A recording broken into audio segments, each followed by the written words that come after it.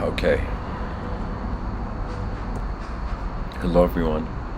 Welcome to this evening's episode. Hopefully my voice is loud and clear. It's late at night and I can't speak too loud. But I wanted to share an episode before I sleep, and I wanted to talk about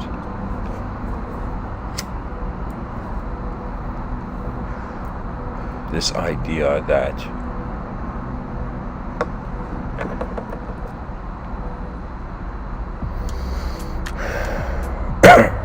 when reality changes, attention, the inner realms are proven. You know, I have been wondering, even earlier today I dedicated an episode on seeing the difference of the inner realms between the outer realms. I have come to this conclusion so far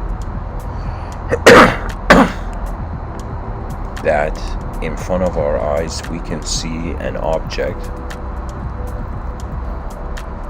we can see its color, we can see its geometry, its design, we can see its space. In comparison to us, that means the object being in space. And one more thing, we can touch the object as if there is a material dimension, you know, to what we find in front of our eyes.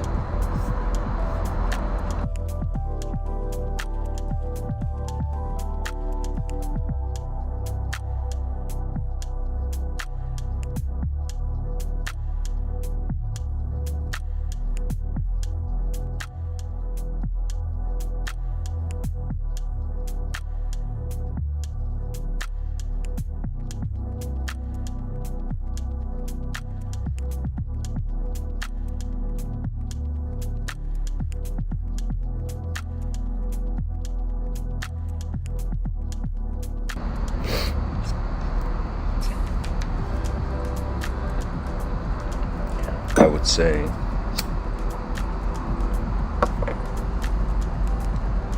that behind our eyes we still see a subject in regards to color, in regards to design and space. What we don't see behind our eyes, what we can't do behind our eyes that we can do in front of it, is to touch something and experience the materialism.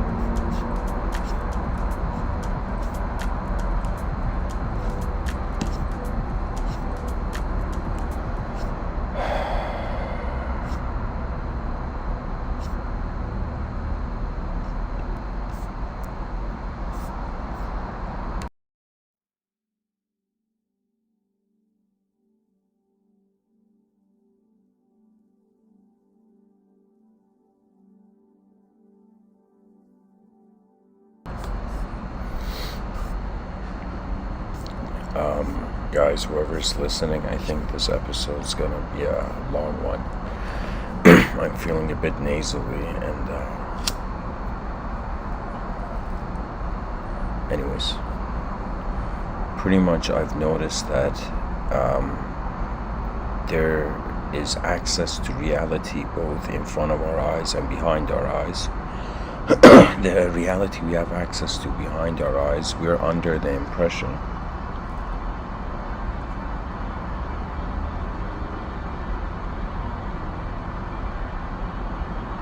that, sorry guys, I just gotta find the right song. This music is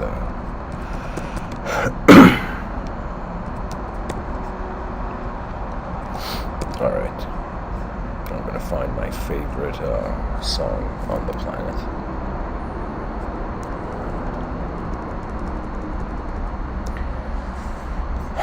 Alright, so guys, pretty much I'm talking about in front of our eyes, outer realm, behind our eyes, inner realm. In front of our eyes, there's an outer self. Behind our eyes, there's an inner self. We don't know this inner self behind our eyes, and the realization of it is completely different than the expectation we have of reality outside of our eyes.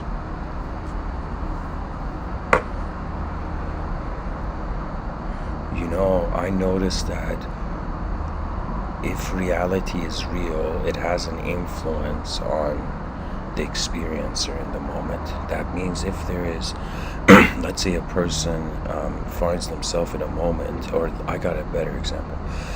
Let's say in the future, a child opens its eyes one day, and the child can, this is way in the future, where cyberspace has become like second nature. And the child can't tell, or let's say a human being like 100 years from now is like opens its eyes one morning and can't tell if it's in a cyberspace simulation or if it's in reality. Now check this out. We know that reality has an influence on our psychology. That means if I'm walking in the park and somebody shouts my name, or some event happens, it has an influence on my awareness.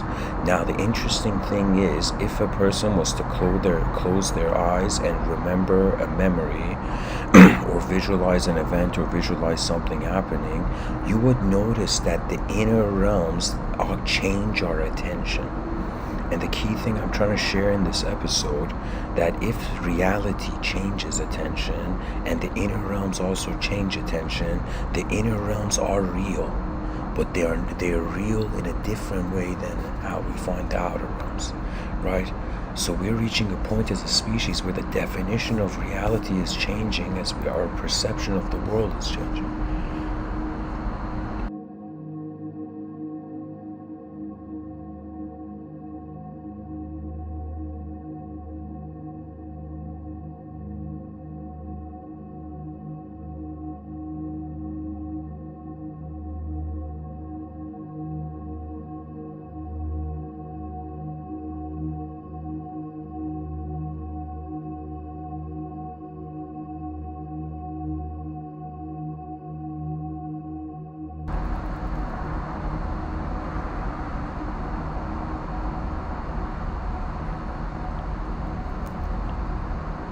You know, I can imagine that a person, let's say, is waiting at a bus stop, and or let's say somebody's what's another example I can use? Pretty much I want to say that inner phenomenology, which Immanuel Kant calls noumenology, that's the proper term. The events that take place behind our eyes, they have as much of an influence on our attention as the events that happen in front of our eyes. This is such a huge discovery because it means for the first time man has access to a sub-reality of influence, you know? And I'm pretty sure anybody who's been in sales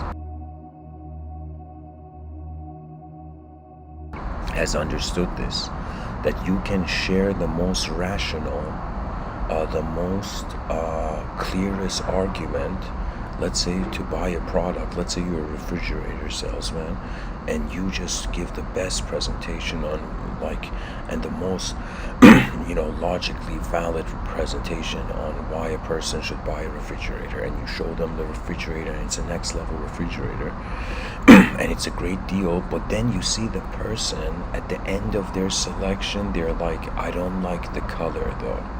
Do you see what I mean? That means a person can have one dimension of perfect explanation, but from another side dimension have access to another angle that changes whatever the previous angles share.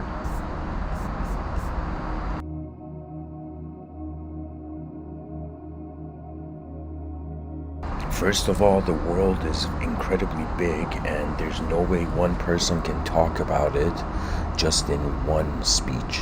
Do you see? The world is huge. There's so many ways it's being activated, it's happening that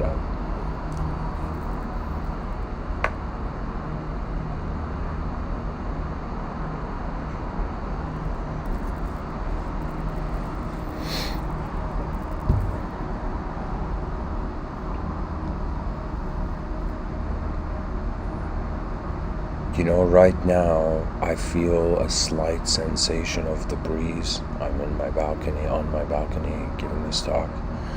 In the outer realms, I feel that influencing me, and at the same time, I feel the imagery behind my eyes influencing. A person can visualize, like a giant boxing hand. Imagine hitting them. You see it in movies or whatever, right? Imagine, a person can imagine, but in the outer realms, there is no sensation. It's kind of like a person dying in virtual reality. And the person takes off the goggles, but for a second can't tell apart both realities. That means we have an intelligence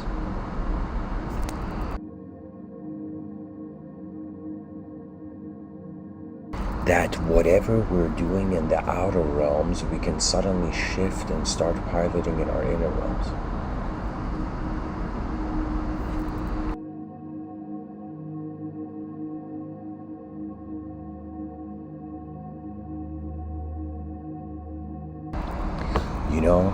I've noticed something.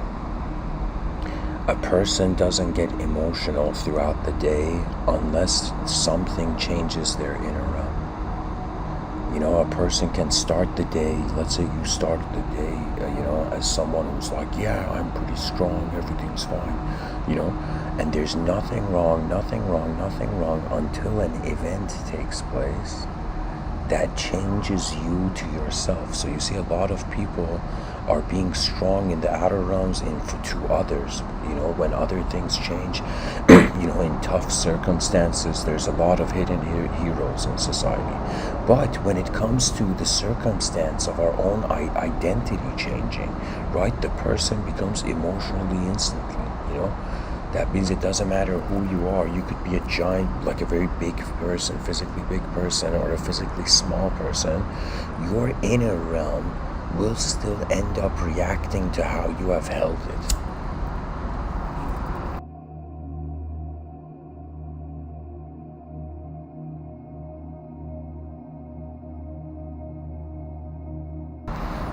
Napoleon, for example, Napoleon Bonaparte, this great French emperor, ruthless but yet great in his own right.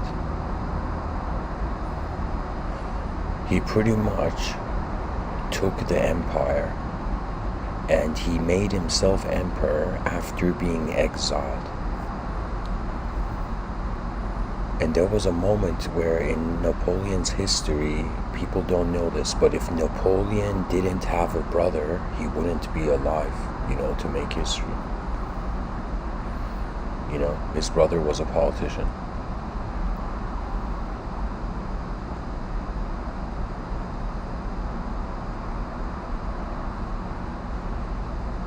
Napoleon, regardless of his size and self-identity, his inner realms were so much bigger than his outer realms that when he was challenged in the outer realms, his inner realms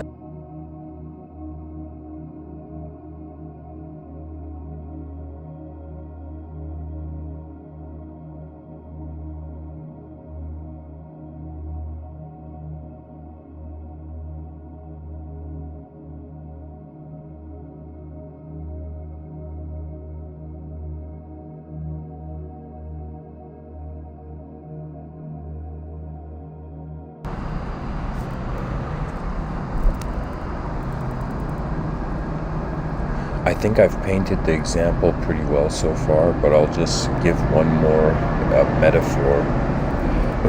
Because in these episodes,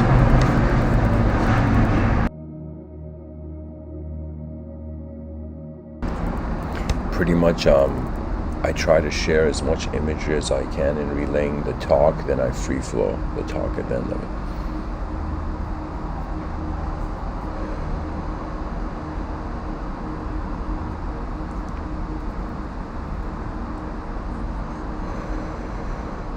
Okay, we have someone, let's call him person A. Person A is running outside, let's say going for a jog. Then person A, in the outer realms in front of his eyes, sees person B. Person B calls person A's name like, hey, you there, eh? Like, so person B calls person A, and person A stops running, listens to person B. Now imagine person A is running, and person A is let's say a metaphysical person, and person A considers he has a spirit guide, okay? And spirit guide appears as person C. So person A is running. Suddenly, he feels in his inner realms person C appear and tell him stop running, right? And person A, for a second, stops running, and a car was passing by, and for example, it doesn't hit the person,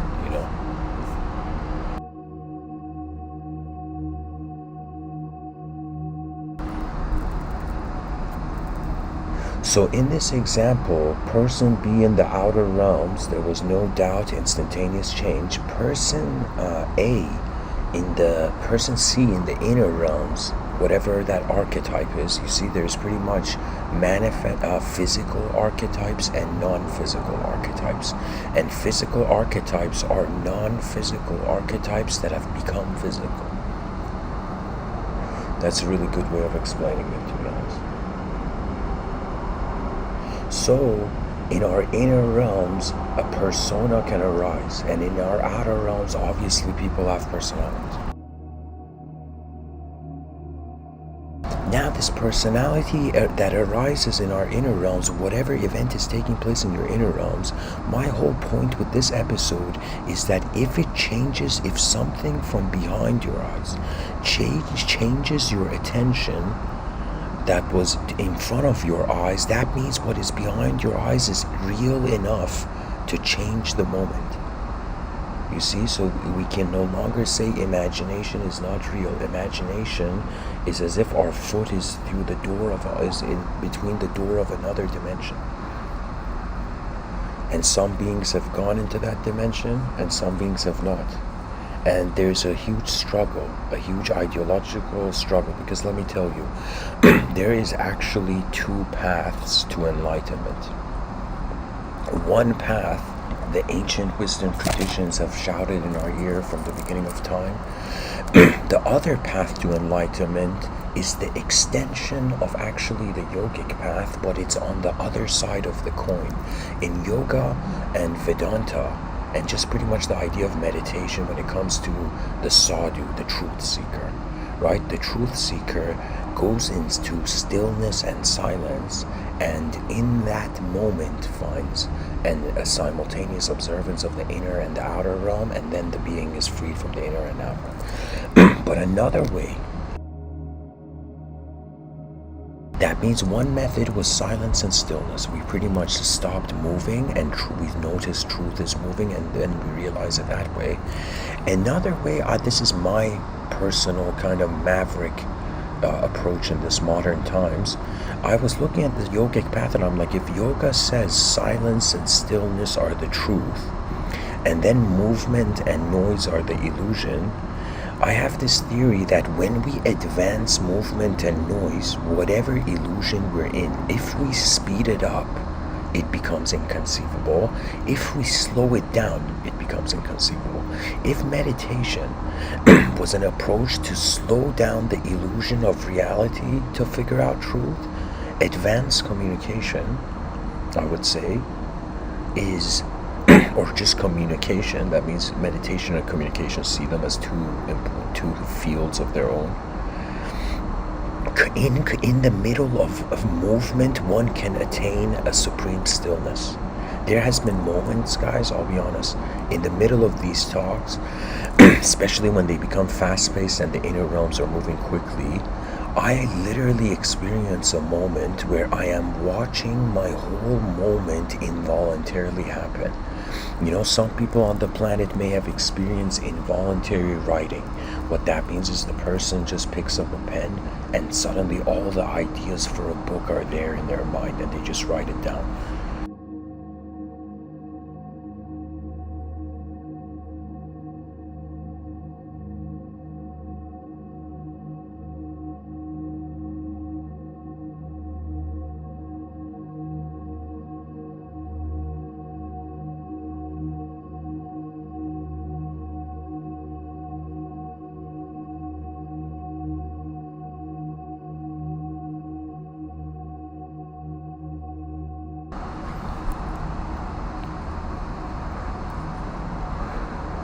So I would say, just like how our heart is involuntarily happening, a lot of the processes of our body are involuntarily happening. It's because we as an entity, or I think, I'll give this an abstract percentage, but I think 80% we've become minds. The body is maybe we're 20% inside the body as an intelligence. And of course, as Aristotle says, it's the sign of an educated mind to entertain an idea without accepting it. So I'm not preaching truth here. I'm just pointing out to events that are taking place in the realm that I feel are significant enough to look at. This involuntary nature of how the body happens, the reason the body's systems are involuntary, the reason we have to literally, like raising your hand in the air, that's like a command to yourself from the free will.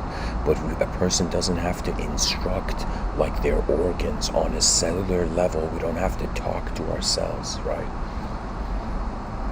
But for example, when we're carrying something heavy, we can use our free will to, like, to put it down, or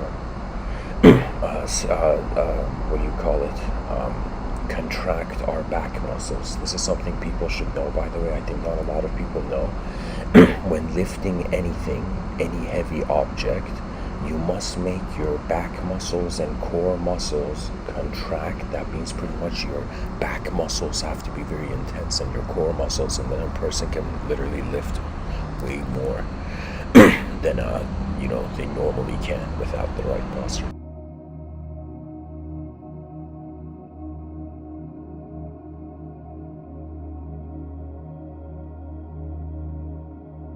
But anyways, this whole involuntary nature, the body is involuntary because the mind is voluntary. In the future, I predict that the mind will become voluntary, the mind is going to become involuntary, and the witness is going to be voluntary. So what that means is, right now, we are like invisible space that has enough of an experiential responsibility to just move its body. Like right now, I'm moving my hands, I'm moving my voice. It's as if out of this whole giant universe, this tiny corner of manifestation is like what I am, what my free will can access. Now, I require individualization to motivate and navigate and animate the body. But when the person realizes that there is the presence of a witness, and this witness is kind of like energy before it gave itself a name.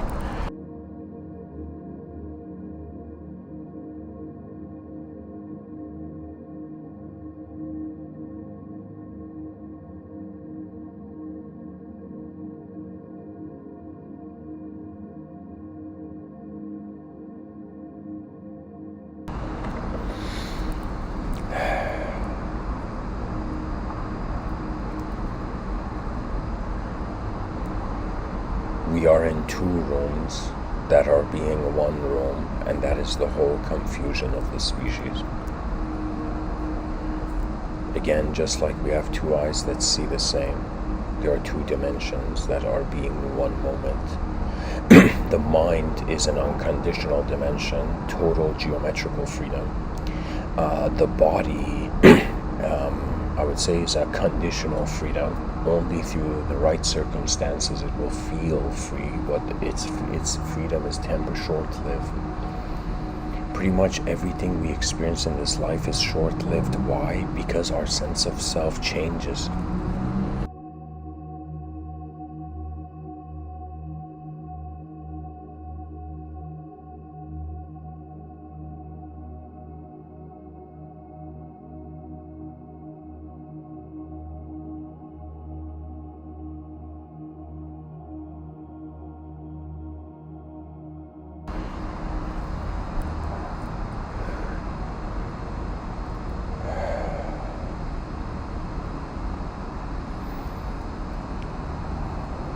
And guys, it always fascinates me how in any moment a human being can close their eyes and they can perceive image behind their eyes as their eye while their eyes are closed.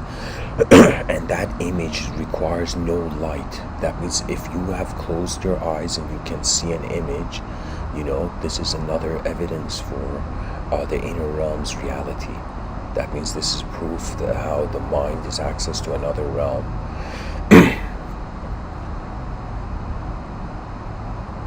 Because when we close our eyes, there is literally no light that can lead to sensory reality. But when we close our eyes, because of memory and our intelligence and our brain, we still see light. So the brain is such a mysterious intelligence.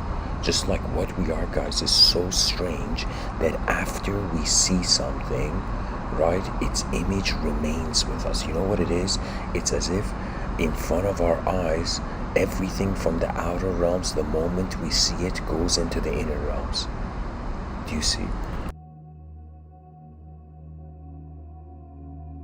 This may sound strange, but it's kind of like we are cameras for higher dimensions. Every human being. I honestly feel through every person's eyes there is worlds watching.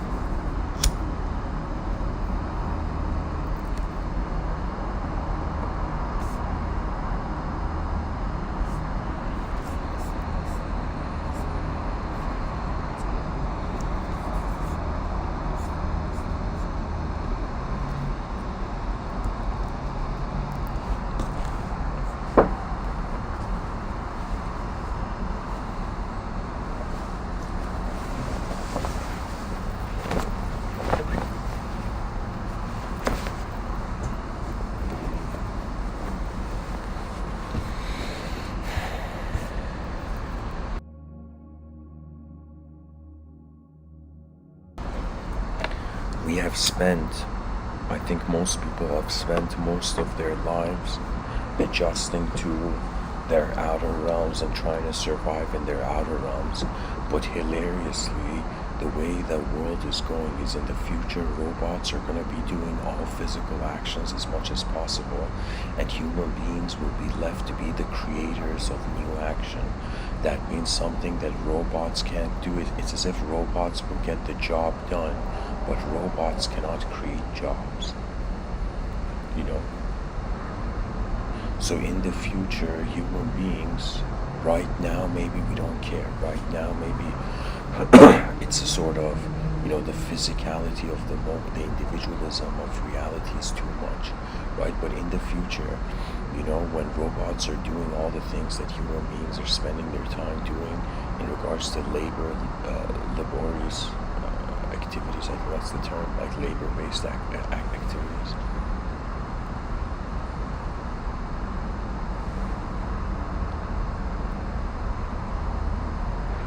It's as if we have one responsibility as human beings, and that is to introduce the new.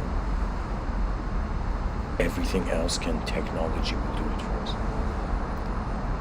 So right now in 2021, I'm talking about the inner realms, and people in the planet are like, yo, what is this inner realms? I don't believe in imagination, Mr. Within, but I'll tell you, imagination is a door.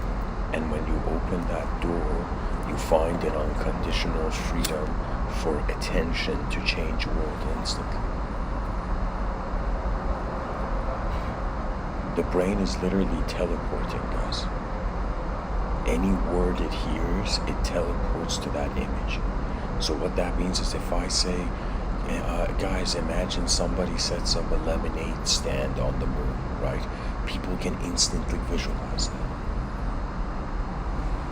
Or let's say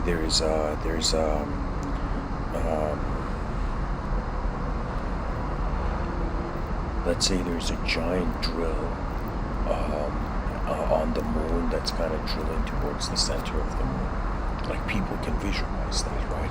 And the moment you can visualize something, you have access to its imagery. So the strangest thing about our minds is after there is no light, there is still light.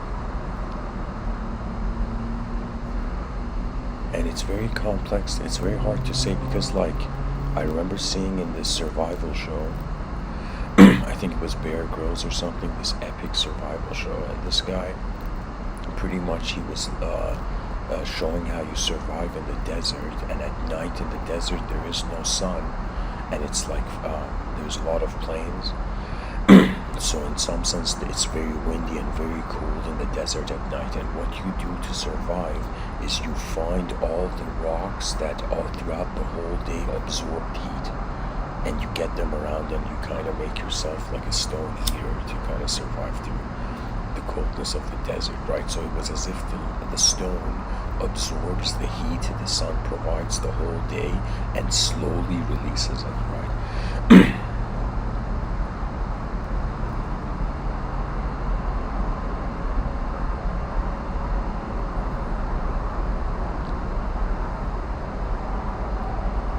So it's kind of like light enters the eyes of the human being and slowly is released out of the human being as subjective selfhood.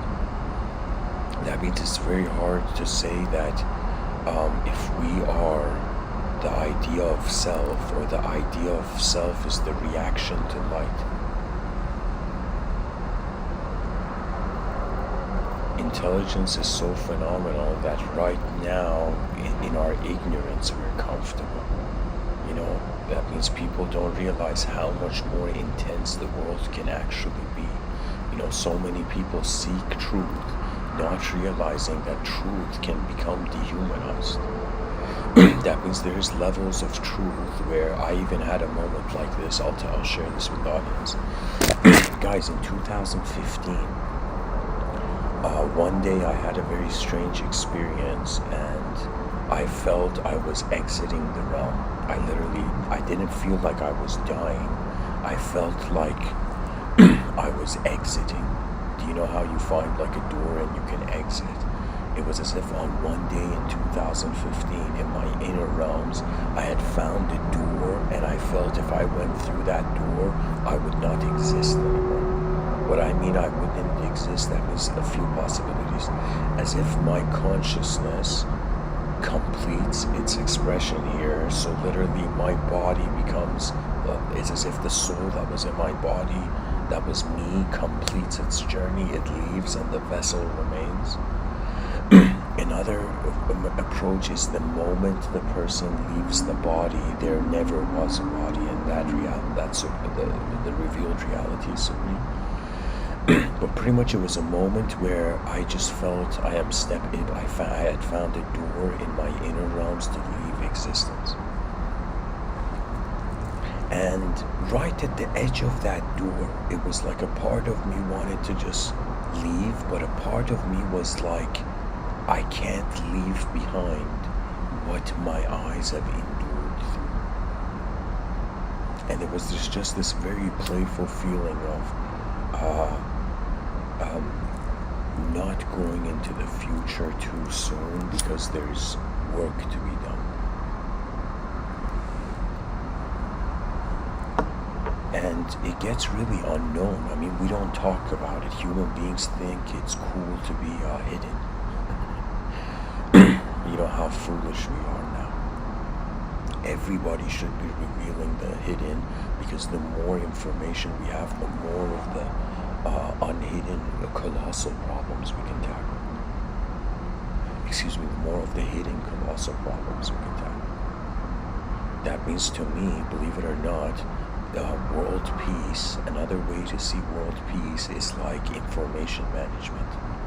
That means if we can manage how 8 billion creatures on a rock in the middle of nowhere are receiving information and are updating by the information, then there would be no need for violence. That means an advanced civilization would be too busy becoming advanced to be violent, you know?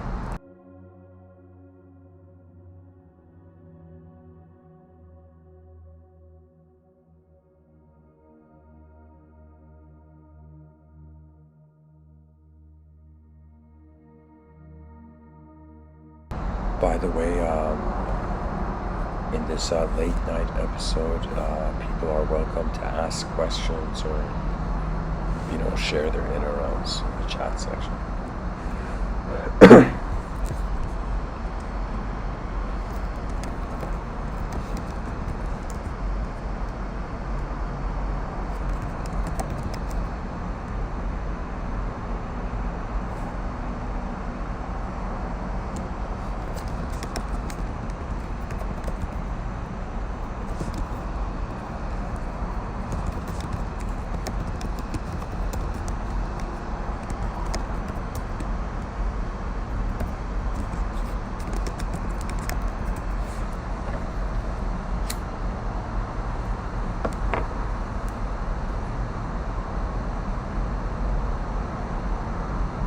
So,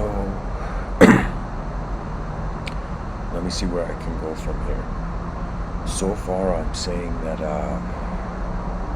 if an event behind our eyes can change our attention from in front of our eyes, what is behind our eyes has as much of an influence as what is in front of our eyes.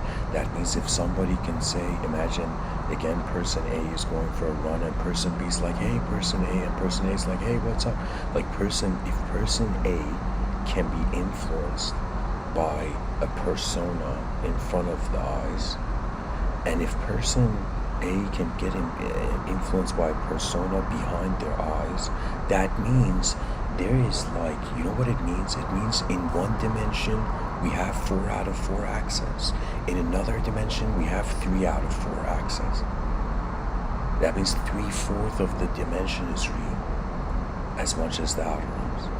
That means I will tell you, actually 2 things are, I'll say it like this. In front of our eyes, we have access, the privilege of physically feeling and touching something. Like right now I'm touching a table in front of me.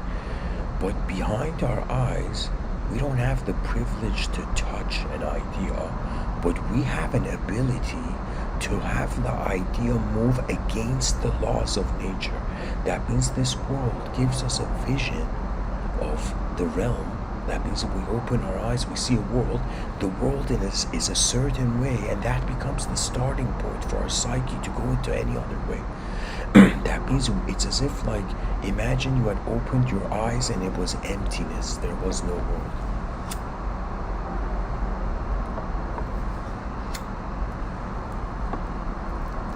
And now imagine you opened your eyes and there is a world. It's as if, like, the privilege is there. Reality could have been way worse, you know. Imagine opening your eyes and you're like, what am I looking at? And it's like existence doesn't exist yet.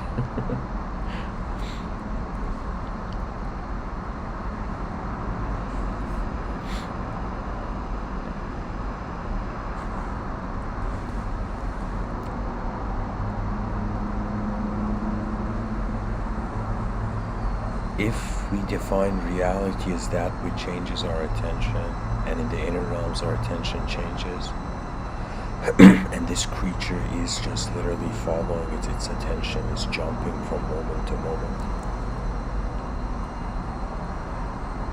I would declare that really, guys, there is no truth outside of whatever one is being.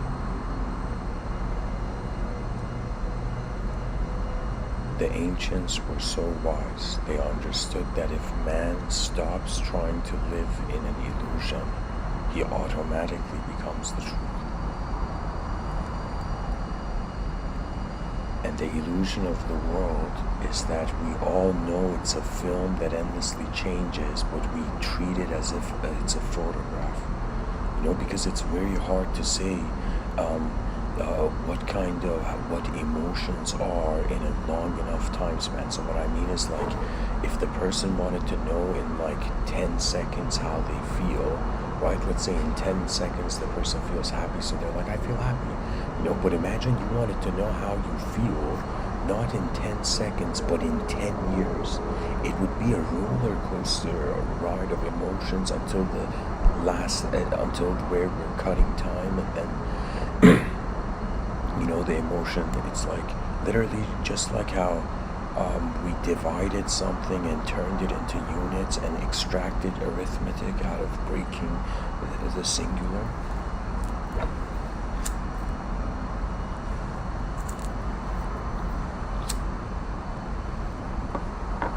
It's as if all mathematics is, all numbers are actually the number one.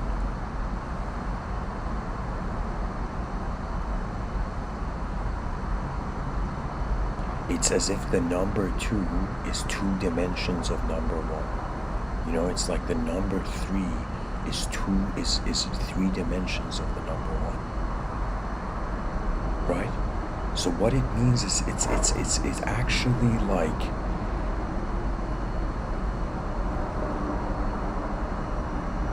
it's literally we're breaking something, and then that means that something is in a singular state. We break it, it becomes multidimensional. We put the multidimensional pieces back together, it becomes singular. And we break the singular again into multidimensional, and this cycle endlessly happens and gives human beings the illusion that they know. You know, Socrates pretty much put an end to the ignorance of knowledge. He said the only truism is to know you know nothing. So the moment we're done with our self-simulation, then we experience a psychology that is more than, the humanized self. And when I say more than the humanized self, I don't mean like the person turns into like a superhero or something. I mean, like, once we realize our body, like imagine like imagine somebody, you take let's say president of a nation, and you take like a criminal of a nation, and you take both of them and you ask both of them, hey, how do you feel about a random tree that's outside the building? Okay, and the president says, I don't feel anything, it's just a tree. And the criminal says, yeah, I don't feel anything, it's just a tree, as if there's no emotion to a random object. But imagine you attain that kind of state with yourself, right? Where it's as if you realize you from the beginning have been a part of nature, but just a walking conscious part of nature. Nature is it is our first home. The first prototype of an advanced civilization was the natural world. That means the first civilization was the forest. Human beings were like, I'm going to get out of the rain,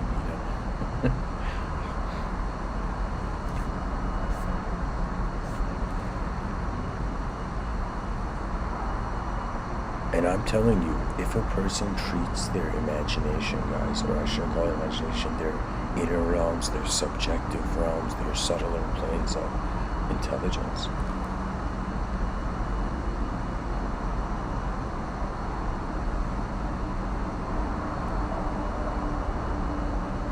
if you treat your mind as if it is the intelligence of the whole moment, and the person trusts their mind, that means this is the levels of trust.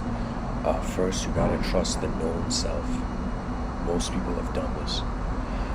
Then you trust the known world. Most people have done that. Now the next thing is, you have to learn to trust the unknown self. Not everybody has done that, but most people will grow up to do this. Then the next thing is the unknown world, right? And that's where, the game of the mind is really taking place, right? As if our brains are projecting simulations of individualism, and then they're projecting simulations of individualism for others, and then the brain is extracting empathy out of the moment. What that means is like the world behind our eyes, whatever type of self it leads us to be, the world in front of our eyes where we're all in is like the main server. And in this main server, it's as if it's like physical reality is the most divine thing, It's the most divine thing. It doesn't get more divine than existence,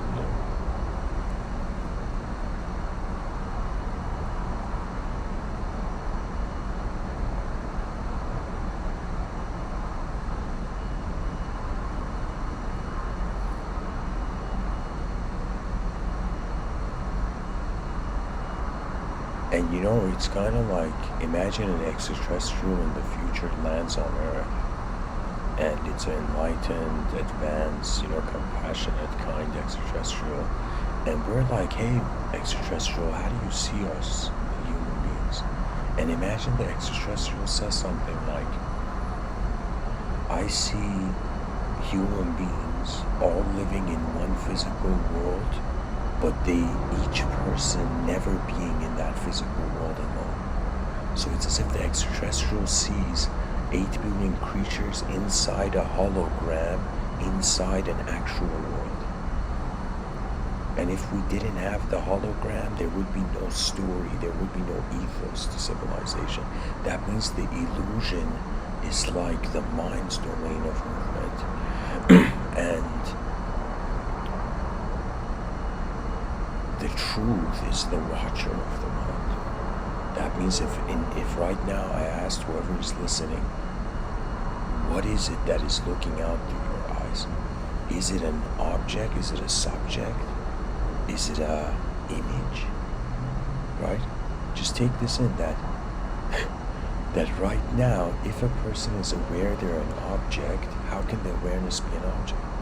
If the person is aware they're a subject, how can the awareness be aware that it's a subject? That means think about, for example, like like gold, the concept of gold, right? Imagine we had a gold sphere, right?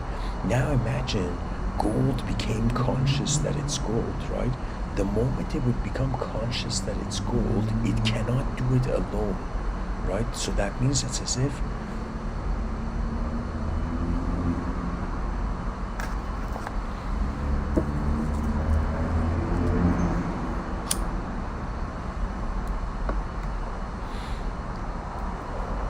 if when we are inside a reality, we cannot identify with anything else other than what's in that reality. The moment we are outside of that reality, we never had to identify with anything in that reality.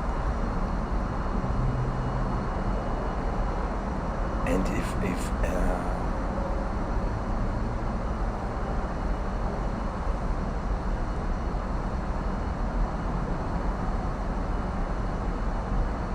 I don't know how to say it, but it's kind of like the ocean is the unknown, and the ocean turns into a wave, and the wave is the known, and then the wave, submerges back into the ocean. And it's as if right now we are the individual dimensions of the planet. Because guys, if I am made of elements, like if right now who is giving this talk to you is the periodic table, then I am the earth. I am in some sense, it's like I am made of as much of existential matter as anything else, right? That's kind of a strange union, right? People feel the inanimate is lonely, but in a strange way, it's as if it's like there's nothing to be alone. There is no self that can be alone. And I feel that's the supreme union. That means when you truly go within, there is no within or without. There is no, I gotta do this to get to there, or I gotta do that to get to there. Do you know what I mean? The whole theatrics of simulated memories trying to endlessly survive in the past, it completes, right? That means the human being becomes so graceful in the future that this is going to be strange, but I feel the concept of life and death as verbs are going to become outdated in the future, and literally we are going to become such an advanced, gentle species that death is just like a very subtle sleep,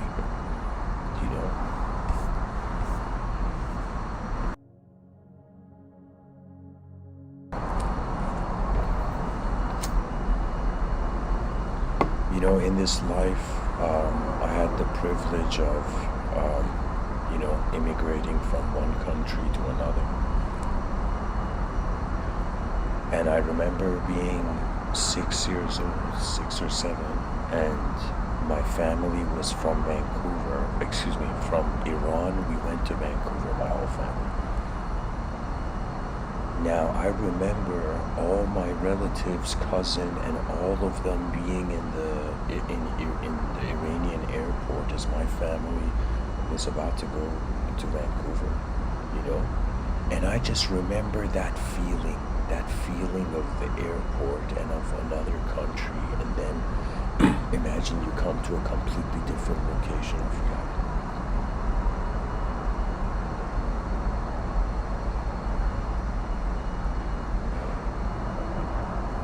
And there is a sort of, I would say, eternal nostalgia. And nostalgia, it's like a remembrance of a state beyond the state one is found. Yogis say,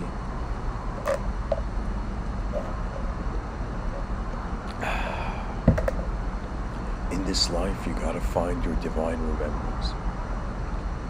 Your divine remembrance can be said to be poetically, at first, something like a past life clue, but then ends up being the recognition that you are trying to remember a state that time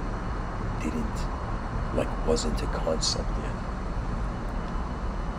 That means it's like a person's divine remembrance is how they have an authorization as a logged-in user, as if the consciousness is logged in to the video game of the elemental and it cannot leave. It has a permission by the nature of how it has entered the world. That means how we as consciousness have entered existence, regardless of the masks of the lifetimes. That is our authority. That means what we think is the personality of our souls is actually just the design given to us as we enter the system of existence. I can't emphasize this enough.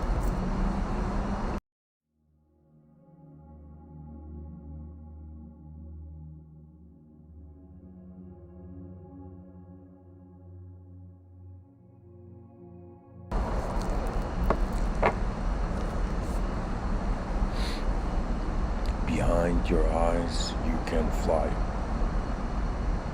Behind your eyes, you can shapeshift. Behind your eyes, you can witness all image without any attribute. Behind your eyes, you can be the simplest moment. Behind your eyes, you can be the most complex moment. Behind your eyes, you can be nothing and everything.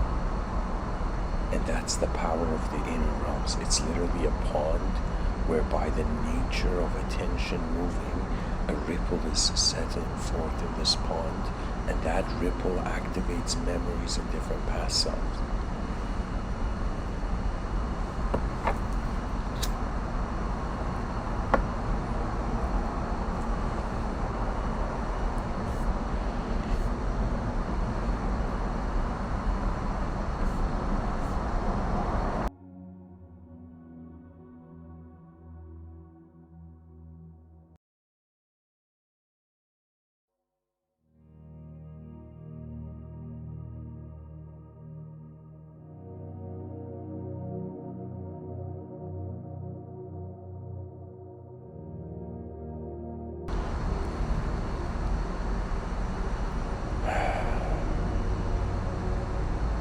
The world is just filled with layers and layers and layers of realities. It's like while the human being is living a life, like animals are living a life, the insect kingdom is living a life. Some people fathom the mineral kingdom, pantheists believe that the mineral kingdom is living a life. The plant kingdom is living a life, And all the dimensions of reality, they're all accessing a moment.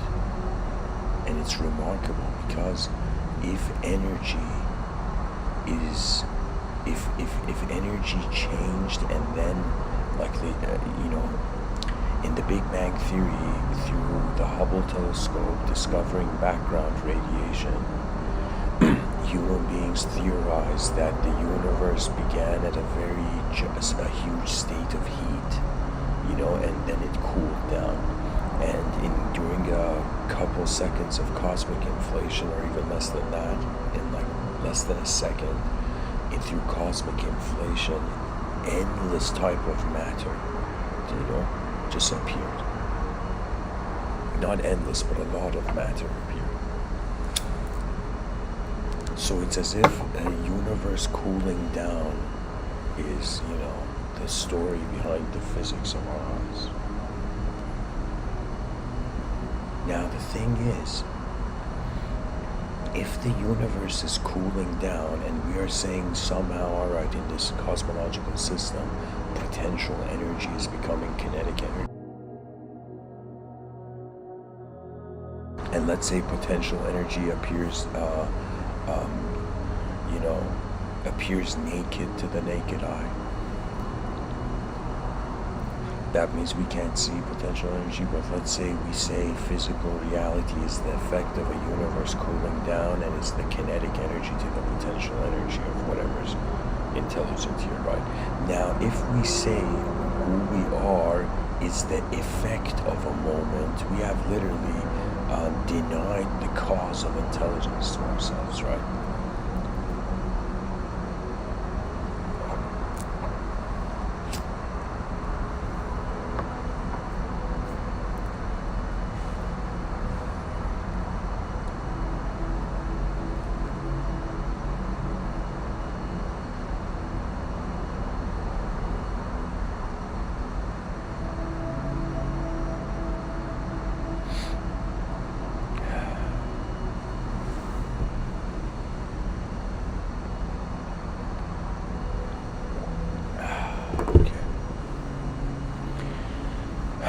Continue.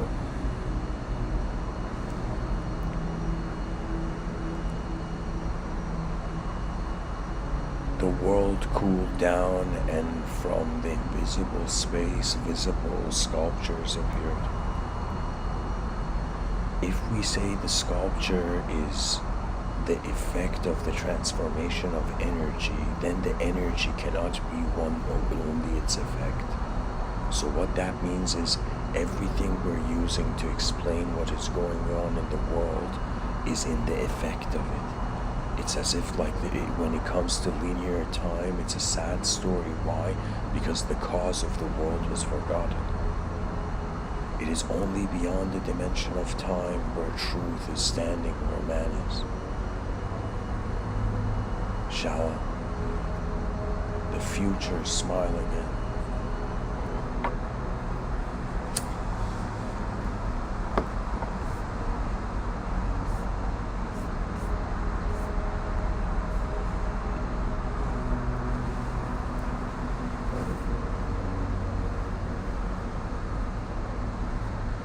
Anything that changes our attention, it like controls our life.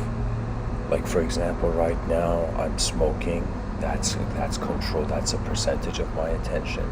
Right now I'm giving this talk, that's a percentage of my attention. Right now all my senses are taking in the environment, that is a percentage of my attention. Then there's the inner realms, the subjective extensions to all the objects I see in the world.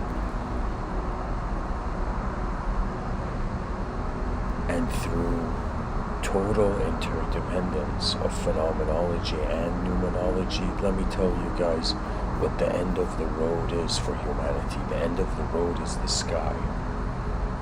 It's like, as the poet Rumi, 700 years ago, he had seen this. And he said, you were born with wings. Why prefer to crawl through life? As if the person is crawling underneath a table, right? And not realizing that the moment they get up, get out of a certain state of mind, they can open their wings.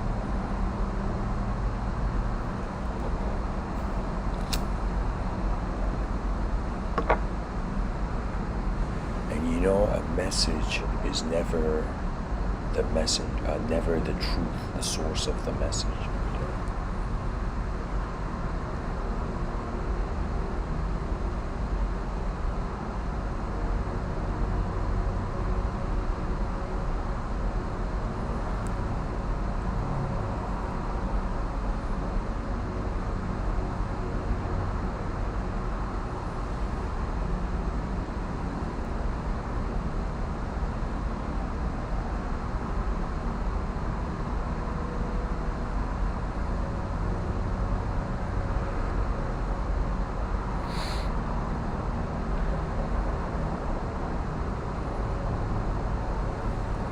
You know what it is, guys? Let's say memory is not just from when conscious personality comes.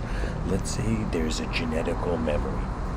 Let's say just like how to like some who was it? It was Sadhguru, the speaker. He was like, you don't know how your great ancestors look like, but their nose is like on your face, right? And what he means is that the genetics carry on a sort of memory, and human beings pretty much have sex till the end of time to carry on this memory, this genetical continuity. Now the thing is, the memory, they say the DNA is the book of life.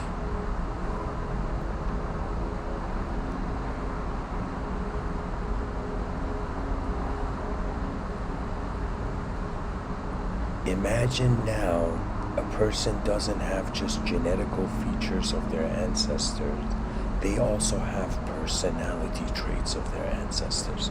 And there's no way of being able to tell this unless there has always been access to a dimension beyond time, and from that moment all moments can be seen. Unless through that, it's as if like we are behaving, it's as if it's not just history that is repeating, it is people's psychology that is repeating. And it's not all epigenetics,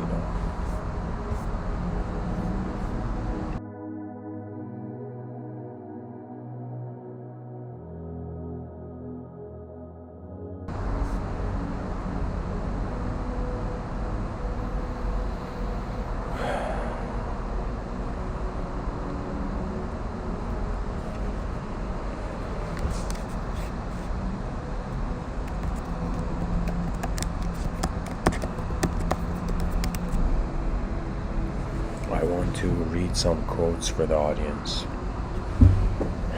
These quotes are from a man called Nisargadatta Maharaj. And this guy, if I could tell you his life story in a sentence, he was a very poor and incredibly humble and kind-hearted tobacco salesman in India. Right? And one day his friend takes him to an enlightened guru. The enlightened guru, like in India, there's enlightened gurus everywhere. So his friend takes him to an actual enlightened guru, and the enlightened guru looks at him and gives him one instruction. And the enlightened guru tells Sri Nisargadatta Maharaj, wherever you are, study yourself. And Sri Nisargadatta Maharaj, this simple kind of villager in, and I shouldn't say simple, of course, but I'm saying it in the sense of not to put this man in a box, but to say that he was living at a very simple, humble level of life, and suddenly a multidimensional question entered his realm. Now the story goes on that after that moment, Sri Nisargadatta Maharaj doesn't see that guy, and that guy Mahasamadhi's out of his body at some point. So he never gets to see his guru again. He only saw his guru once. And from that moment, every moment, whether he was in his store, whether he was on his lunch break, whether he was at home, outside, wherever he was just studying the self as if, what am I, what am I, what am I?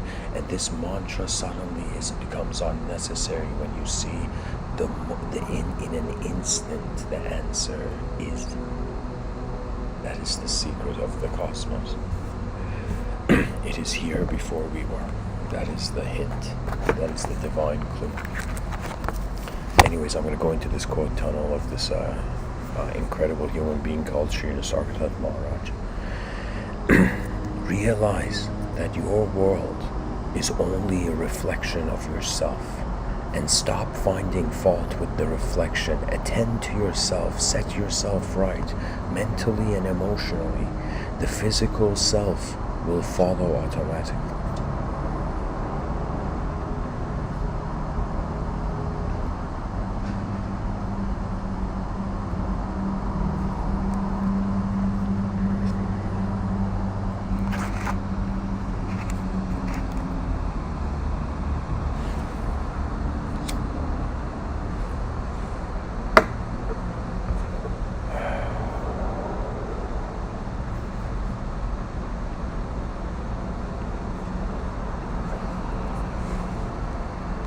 Sri Nisargadatta Maharaj says, instead of searching for what you do not have, find out what it is that you have never lost.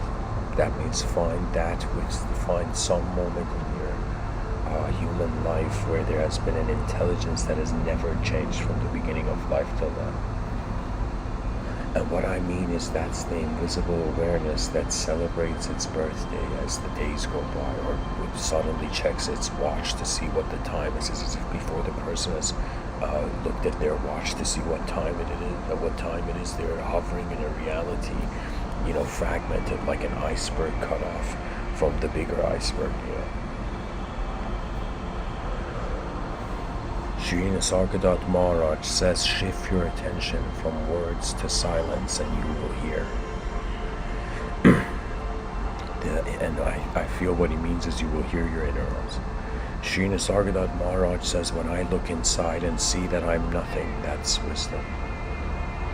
When I look outside and see that I'm everything, that's love. And between these two, my life turns. Sri Nisargadatta Maharaj says, once you realize that the world is your own projection, you are free of it. You need not free yourself of a world that does not exist except in your own imagination. However, is the picture beautiful or ugly, you're painting it and you're not bound by it. Realize that there's nobody to force it on you, that it is due to the habit of taking the imaginary to be real. See the imaginary as imaginary and be free of fear. What he means is, after we detach ourselves from the outer realms, we detach ourselves from the inner realms. When we truly go within, we station, or we are grounded in our direct experience, and then ideology doesn't become our identity. Sri Nisargadatta Maharaj says, to know that you are a prisoner of your mind is the dawn of wisdom. That means anybody who right now they are suffering in some sort of stressful situation, I am telling you, your suffering is your path to truth.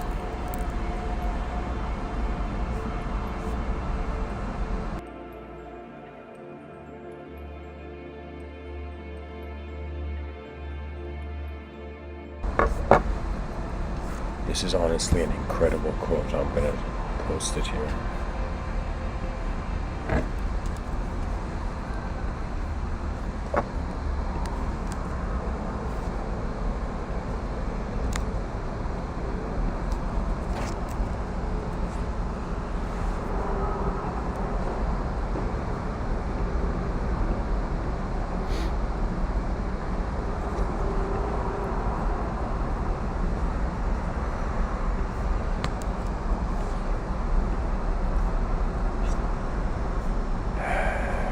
Sri Nisargadatta Maharaj says we miss the real by lack of attention and create the unreal by excess of imagination.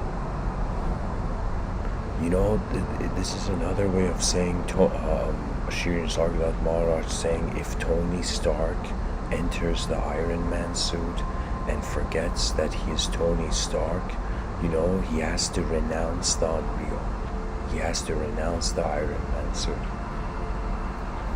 Sri Nisargadatta Maharaj says, know yourself to be the changeless witness of the changeful mind. That is enough. Sri Nisargadatta Maharaj says, in the mirror of your mind, all kinds of pictures appear and disappear. Knowing that they are entirely your own creations, watch them silently come and go.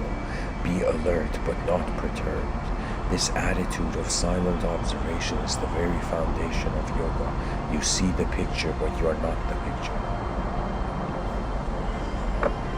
That's the key, guys. In yoga and Vedanta, they have a metaphor. They say there's rope and the snake. That means if you think a rope is a snake, you unnecessarily suffer, right? And it's as if reality is like a rope, but we're thinking it's a snake. Imagine a rope on the ground or something.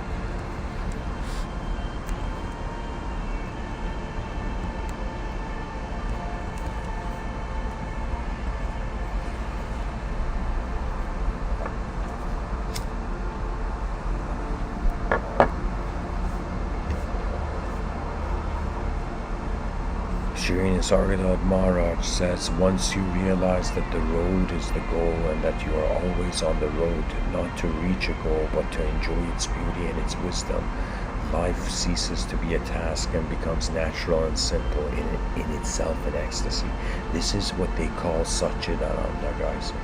Satchidananda means when your consciousness of your existence leads to bliss for you.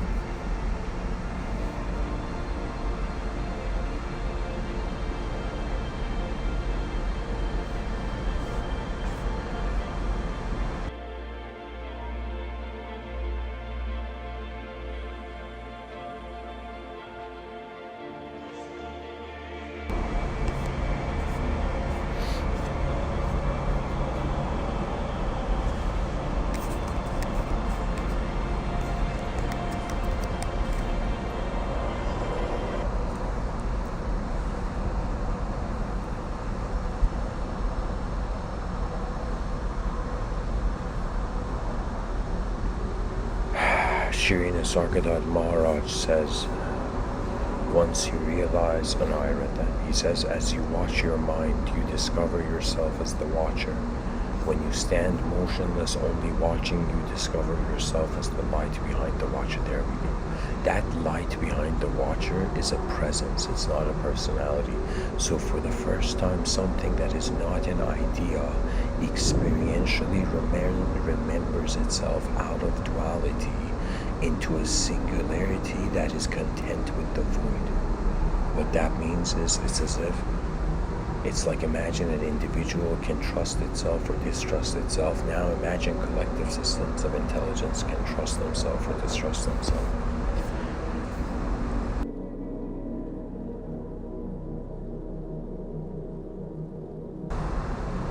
Imagine, like, hypothetically, let's say, or just as a thought experiment, let's say somebody got into heaven and was like, yo, God, why do you create all this? You know, that question was asked from the divine.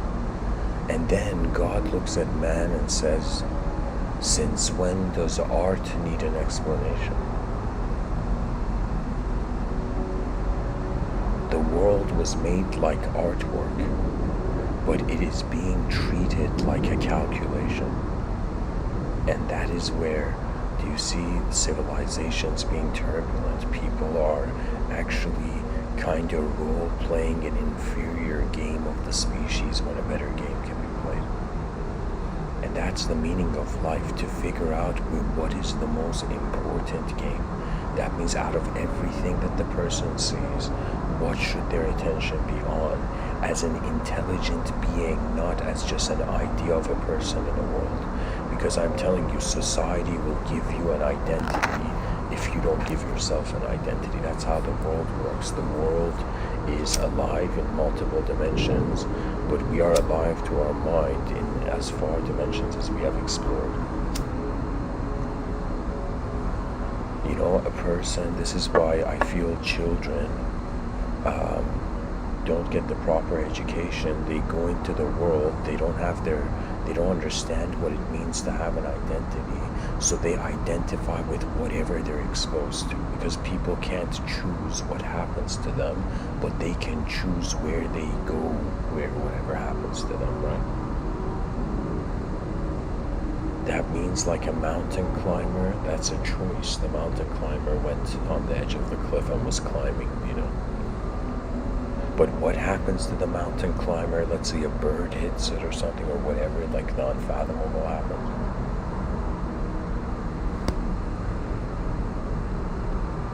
You know, this is why they say evil people should never climb things, you know. Because if they do, their karma isn't good, so they fall, you know.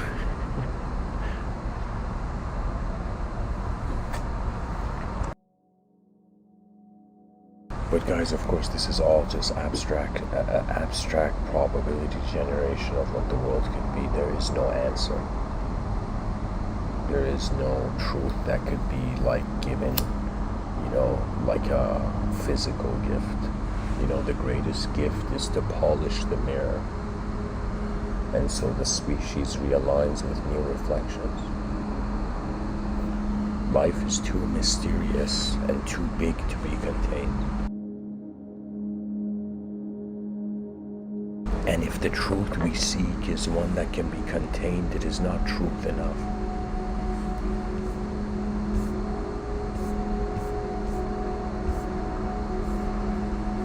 Shri Nisargadatta Maharaj says there is no need of a way out.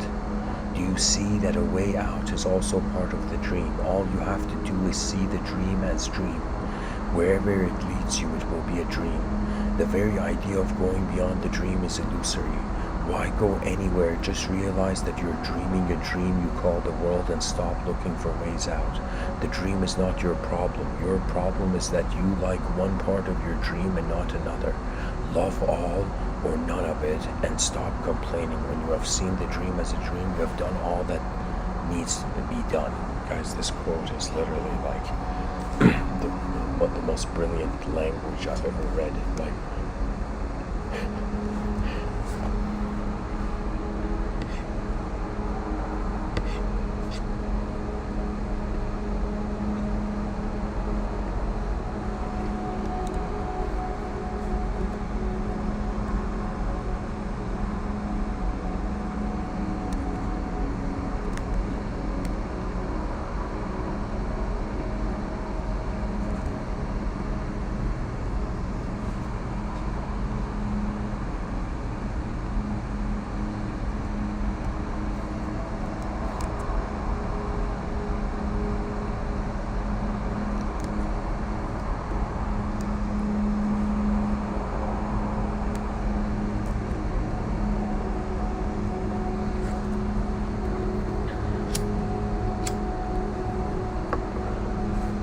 even though very wise beings from the past have gone, the glow of their minds remain. That's how brilliant human beings have been. That means the greatest achievement of humanity was to be able to tell its story to the future, you know.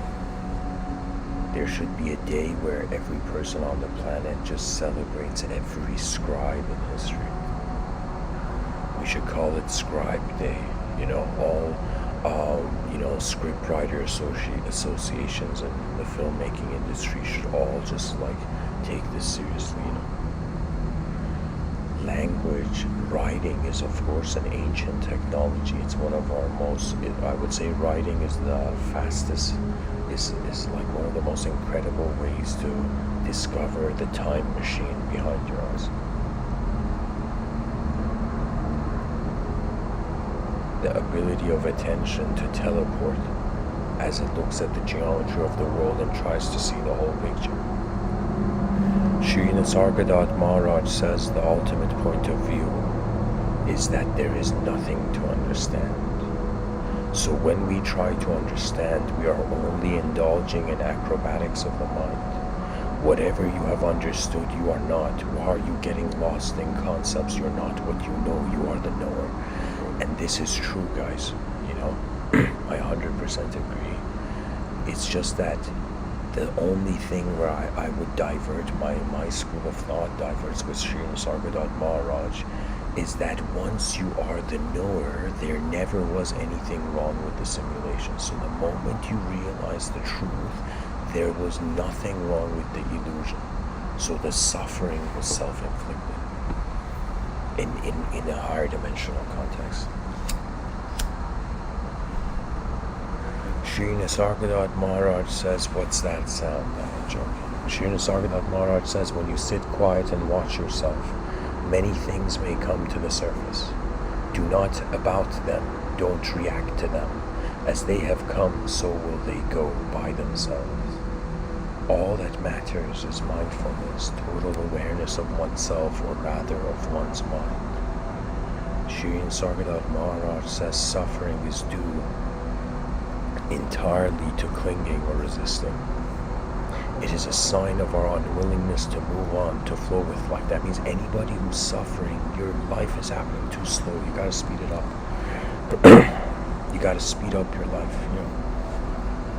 Even though Gandhi says there's more to life than increasing its speed, anybody who's suffering, if you speed up your life, that means the amount of decisions being made in, let's say, a certain time period they are increasing. So the more decisions a person makes, the more they are accepting reality. The moment you accept reality, you access it. The moment you access it, you can do something with it.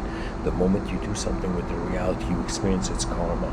So you can say it's as if life is consciousness is a strange feedback loop through the fragmentation of past, present, future. So it's as if the present is just one giant moment. Then in the present, it has become like a coin. Future and past as a rose.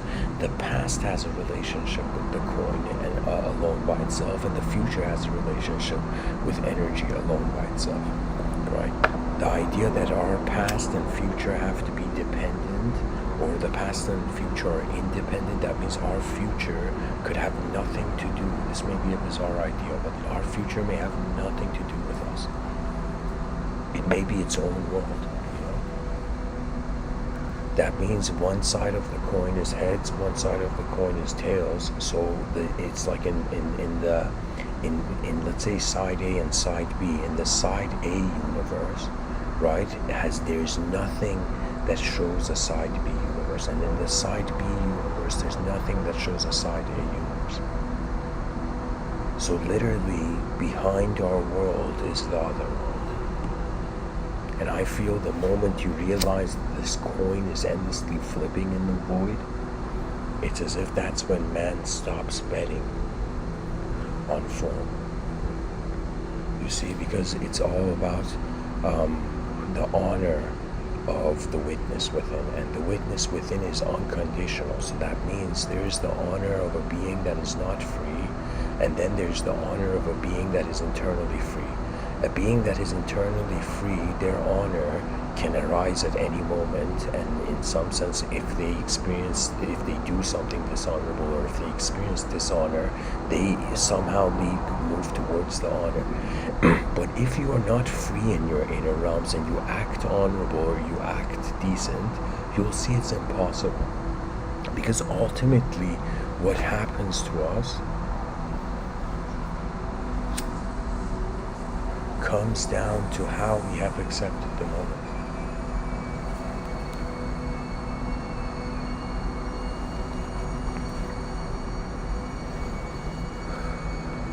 Shri Nisargadatta Maharaj says you will receive everything you need when you stop asking for what you do not need. Shri Nisargadatta Maharaj says all happiness comes from awareness.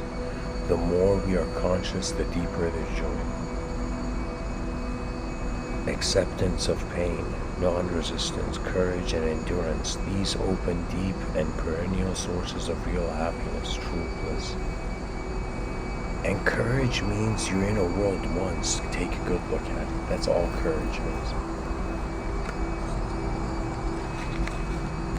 You dare to see, because what is the other option?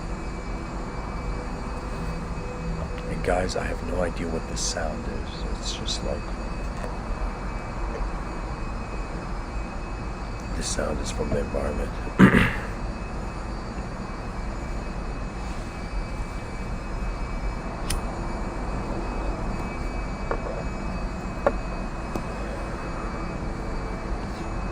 Shri Nisargadatta Maharaj says to see myself in everybody and everybody in myself most certainly is love. Shri Nisargadatta Maharaj says whatever happens, happens to you, by you, through you. You are the creator, enjoyer, and destroyer of all you perceive. Wow. This is one of the best quotes I've heard. Oh my God. This quote is like what I've been trying to say in like 200 episodes.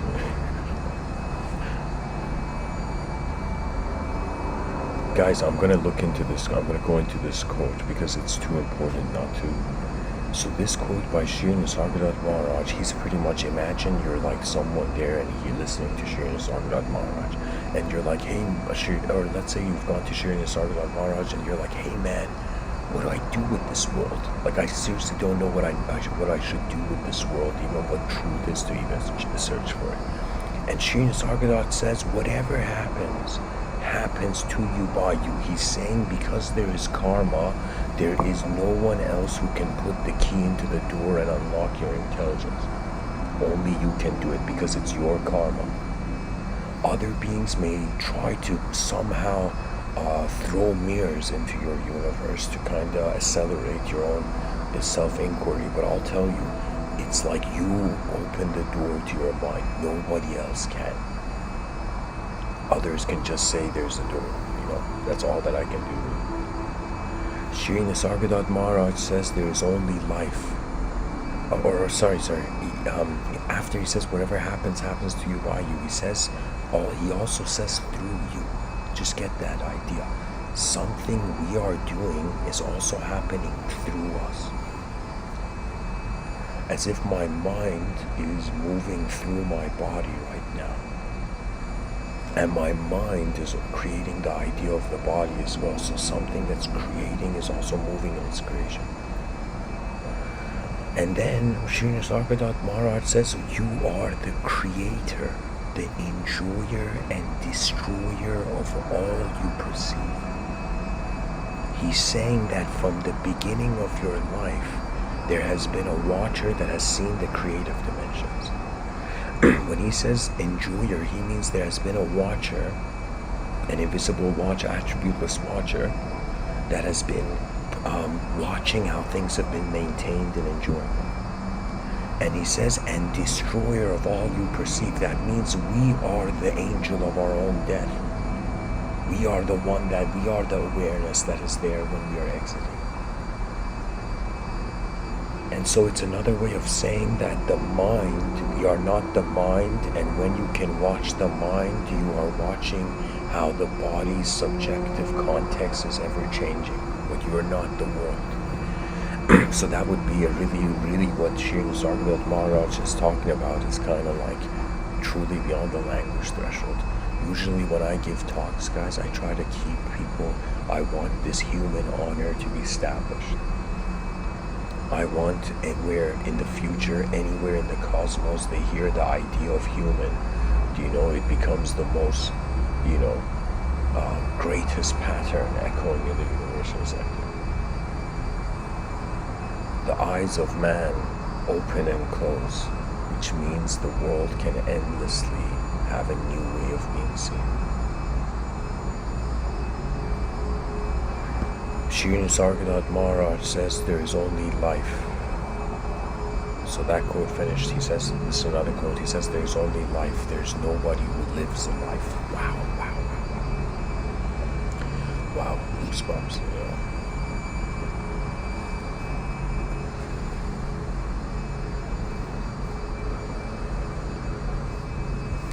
Shri Nisargadatta Maharaj says, learn to look without imagination, to listen without distortion.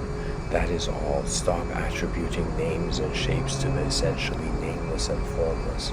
Realize that every mode of perception is subjective, and that what is seen or heard, touched or smelled, felt or thought, expected or imagined is in the mind and not in reality, and you will experience peace and freedom from fear. So guys, this is another way of saying, realize what percentage of your moment of conscious experience is projected from your inner realms as a film overlay on the physical film of life, and what percentage is just life, the elemental realm. And the moment you can discriminate, I will tell you, you will become an advanced communicator when you actually, language cannot touch you anymore. You cannot be limited by language anymore.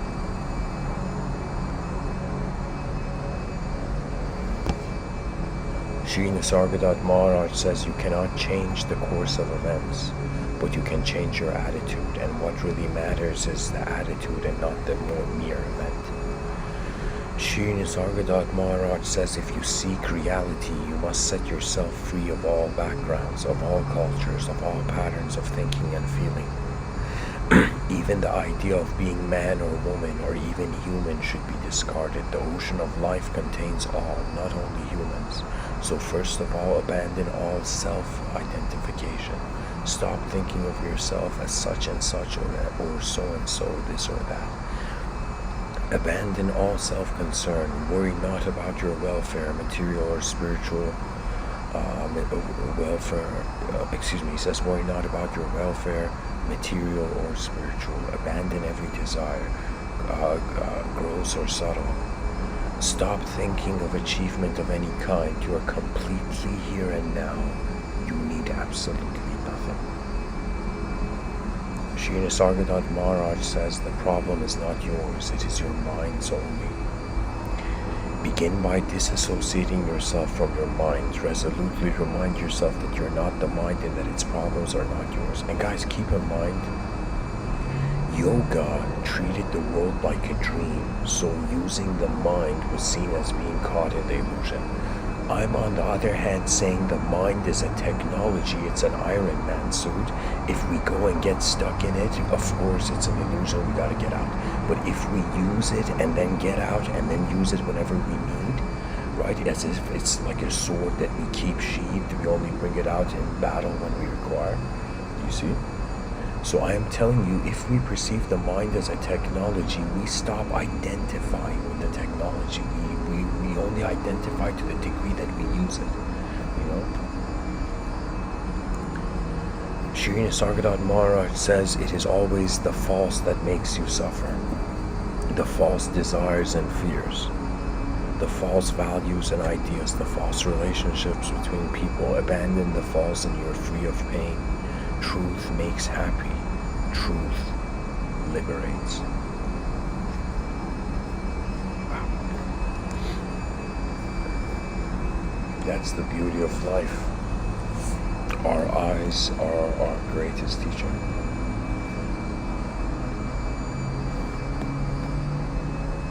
You know, guys, in this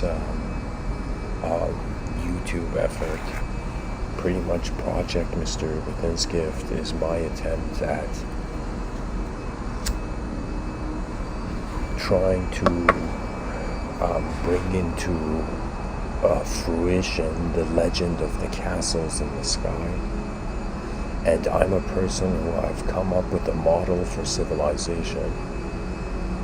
I call it Civilization 2.0, and I want to simultaneously start building Civilization 2.0 without asking Civilization 1.0 to change. That means my strategy for an advanced civilization is that the civilization is going to be so advanced from the beginning that everything that has happened so far in history, it's going to treat like its younger brother. You know, that means imagine we treated animals like, I mean, this is a very hilarious thing to say, but imagine you treated all animals as your younger siblings, but the younger siblings of your species. That means other creatures in the realm of creaturehood. That means imagine there's this law passed in the future where no human is allowed to show cruelty to animal life. They're allowed to defend, but they're not allowed to show cruelty to animal life. If that's seen in public, it's immediately imagined an offense. Why? Because we're considering any container, any vessel for conscious perception, regardless of how advanced the brain is sacred. Right? That means it's as if, okay, like the secular mind's like, we've had it with the God, and I'll be like, okay, but you still have to take something as the supreme value. Because reality is spectrumized. It's put into a hierarchy. Because it's put in a hierarchy, it has lower levels and higher levels. The higher levels eventually go towards an absolutist idea. For the secular society, the scientific mind, unfortunately, scientists are not philosophers, so they don't care about cultural integration of ideology.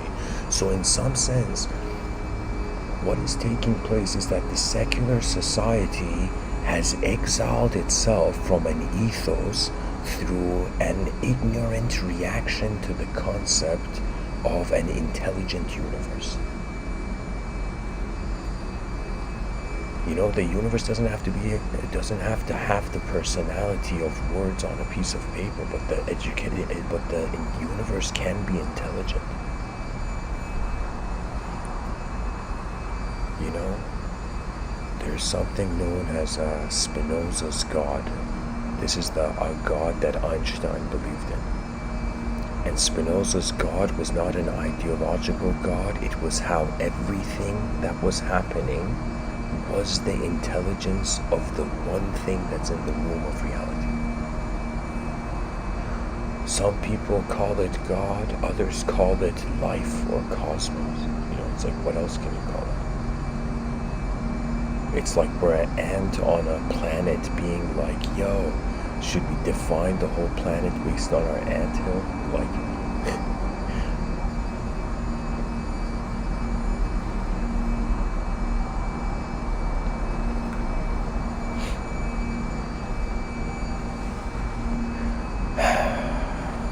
let me see what else I can say about the topic before I end off. And people can ask questions. Pretty much this is the end of the talk.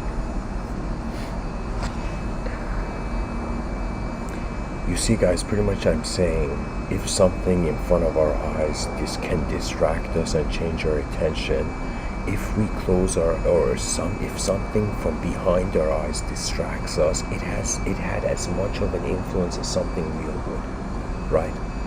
So that means if somebody, like again, I'll share this example. If somebody comes and tells someone, hey man, get up from the chair, and if the person suddenly thinks of an thought like get up from the chair, or the person thinks like a being in their inner realms is telling them get up from the chair, right? All those three would be the same communication, but from the way, from what source it came from is the difference, right? That means it all led to the same action, whether it was like an angel behind the eyes of the person being like, stand up from a chair, or if again it's a person from reality being like stand up from the chair, or in some sense, again, just the person thinking it's their thought to get up from the chair.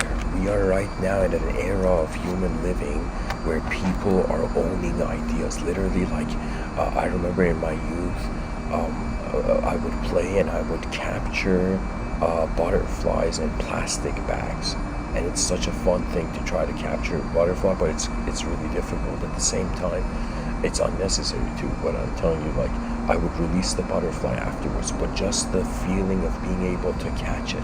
And believe it or not, we are catching experience and ideology all the time. Everybody is actually, their brain is utilizing language. What is it? It's kind of like, it's like the brain is endlessly, it has no other choice to respond to the stimulus of the environment. So the brain is endlessly creating. When free will as a subjective overlay on the moment makes a decision, right? It's as if it's as if nature is a co-pilot. The world, nature has been piloting us. Now we have become the pilot. Anytime we can't pilot, we fall into nature becoming the pilot. That means one's unconscious self navigates them if their conscious self cannot. And honestly, in this life, the unconscious has saved my life, guys. When I was in UK, the first year I had started giving these talks, in UK they have these giant red buses. And as someone who was kind of like, from Iran, like I have a bit of it's not a good habit, but like it's very easy for me to jaywalk. Do you know? And I have this habit of jaywalking when the street is empty, but I had no idea how fast these red, like, two-story buses in like the UK go. Do you know? And I remember I was walking with a friend, and I'm just automatically, just like through a habit of jaywalking, trying to go to the other side of the street. And it wasn't a green light. It wasn't like a green light. Like it wasn't, there was no permission to go across the road, but it was like there was nothing in the road, so I wanted to walk, right? And my friend at the moment, I mean, of course, there was a person with me called Ciro. Ciro pushed me back. This was in UK in Birmingham. And we both for a second paused and laughed because I was about to get hit by a bus and his reflexes literally saved me. That was literally, in my mind, something unconscious, something outside of me helped me, right? Now, of course, that was a physical experience, but in the inner realms, there are past memories of desires of fulfillment that come and help. That means the conscience is like all the probabilities of the better life that still haven't given up on the person. That means it's as if your subconscious's way of saying, you're piloting the wrong way whenever the conscience comes into the picture. And conscience is like that inner voice, right? But it's an inner voice that reminds you of what you truly are whenever you're doing something artificial. People think karma is bad if something bad happens, but I'll be honest, karma is like we've gone somewhere and we touch things that don't belong to us, and it's like it electrocutes our hand. We touch something that belongs to us, our hand can embrace it, right? And this is the same in the inner realms. Whenever a subjective model of self that is not calibrated to the simplest natural state of the person, there will be literally kind of like a shocking karma.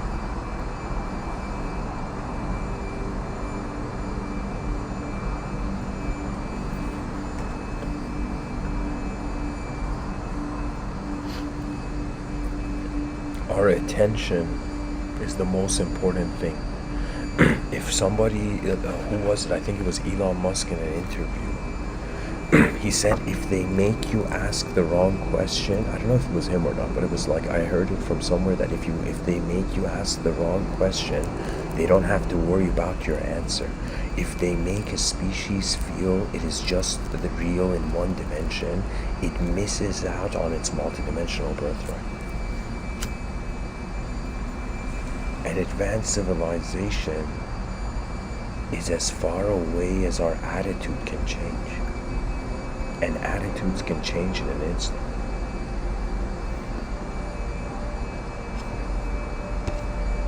Before I end off, I want to read something I wrote in 2015 for the audience. It's this, let's say, excerpt or essay from this book I wrote. It's unpublished, but soon will be published online on Project Mr.Within's library, called Memories of Starlight. Memories of Starlight. So this essay is called Variants of Complexity. This is how it begins. We adore many things, for how could we interact with a world not loved or cared for before it is considered? If your gaze keeps these words here, what transcendental glare has kept you here? Once you journey into your moment like an avalanche that began from echoing reality, the fascination of the moment never condemns itself. We are present through many presences of conception, similar to how different planets are looking at the same sun. It is imperative that our most complex forms remember the simplicity that all origin has originated from. For the intensity of your moment has the potential to show the blind man the freedom in never needing to see, but was always the sight of. Work is an admiration of existence. To such an extent that self-involvement has opened the pearly gates hidden within the depths of a silent and still oyster. Many of your treasures shall be revealed through you, for infinity always plays through the infinite. Your adjustments and fluctuations of form can be found to be emanating through the certainty of what stands untouched within the unknown. Cataclysms shall provide catalysts that create avid crystal templates. The lewd will feel their emporium collapse with the shutting of the emperor's eyes. For if you were never here, who was? As questions collide with the answers in their reflection, the novice was never a novice, and the master never forgot. As your eyes dissolve into the love, your shadow shall smile, for it pointed you to the light that you are. Learn from the simple, for they have always taught the complex. As all derivations are derived in regards to transformative change, the Son and the All-Father always walked through the same gaze. What this means is that what we have in common with all our ancestry, all the human beings on earth have one thing in common. like anybody alive, you have this in common with everyone else who has lived ever. And that is that we have known life in different ways, but we have known the unknown in the same way. We are all in the unknown, in an unknown world. Who we kidding? You know, like human knowledge is not that advanced, you know.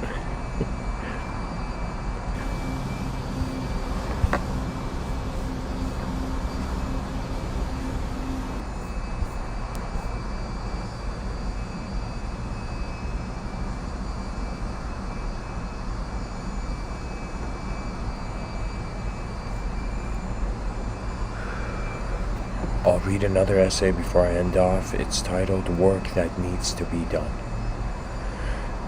We very much fancy the various formats of our unconscious absorptions. We very much fancy the various formats of our unconscious absorption of patterns that transition the I infinitely. You see, when we work in a working system, it is never us working, but simply the collective awareness of individual existence within omniscient non-existence. The work is already emanating through you, as there are greater intentions beyond the conception of man that also belong to man. The notes of your lack of attention have always introduced you to the admiration of complacency.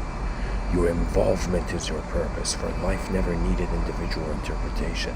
When all individuality has bloomed from collective knowing, no body, like there's a space between the no and the word body, no body is disconnected but found connected due to the mere ability of the being to observe self.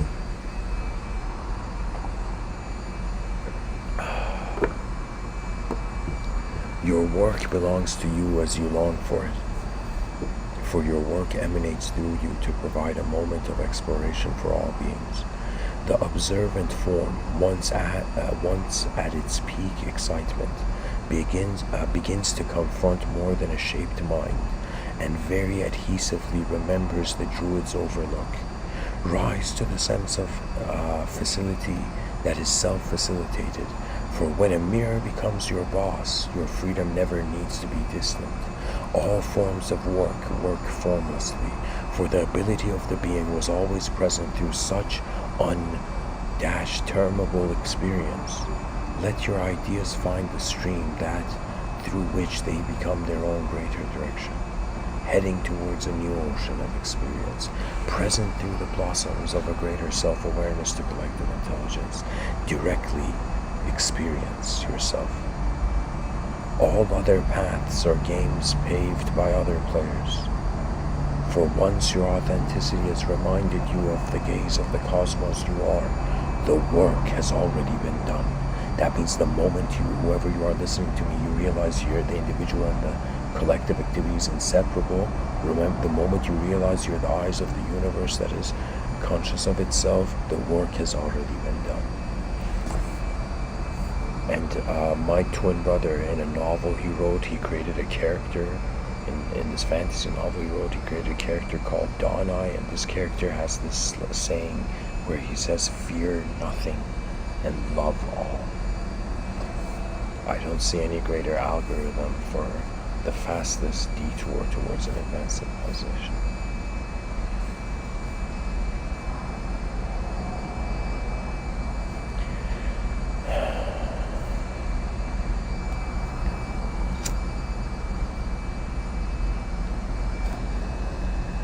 Thank you for listening, and 3 words that I hope, will be heard everywhere. Rise, mankind, rise. The sky is the next chapter of human history. Namaste. And I'll be on Discord for those interested further.